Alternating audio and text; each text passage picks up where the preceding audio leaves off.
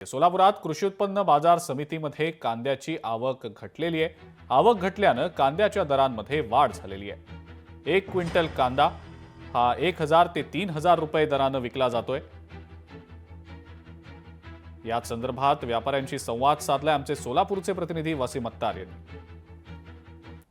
सोलापूरच्या कृषी उत्पन्न बाजार समितीमध्ये कांदा उत्पादक शेतकऱ्यांना जे आहे तो कुठेतरी दिलासा मिळताना आपल्याला दिसत आहे। क्विंटल मागे 200 ते 300 रुपये जो आहे तो कांद्याला भाव मिळत आहे, कारण कांद्याची आवक कमी असल्यामुळे जे आहे ते कांद्याला भाव मिळताना आपल्याला या ठिकाणी दिसत आहे। यावरती बोलण्यासाठी आपल्यासोबत कांदा व्यापारी आहेत। काय सांगाल, कांद्याची सध्याची काय परिस्थिती आहे?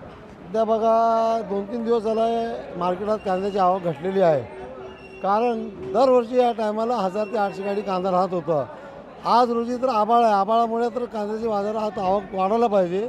नेमका शेतकरीपाशी माल आहे का नाही आम्हाला स्वतःला पण माहीत नाही, आणि ते 2 दिवसात 200 ते 300 रुपये बाजार क्विंटल मागे वाढलेला आहे। सरासरी 1000 रुपयापासून 3000 पण सरासरी कांद्याला बाजार आहे, आणि कवचित 3200-3500 रुपये जात आहे। काय एकंदरीत परिस्थिती म्हणावं लागेल, कारण काही दिवसापूर्वी कांद्याचे दर घसरले होते, पण आता हळूहळू वाढताना दिसत आहेत।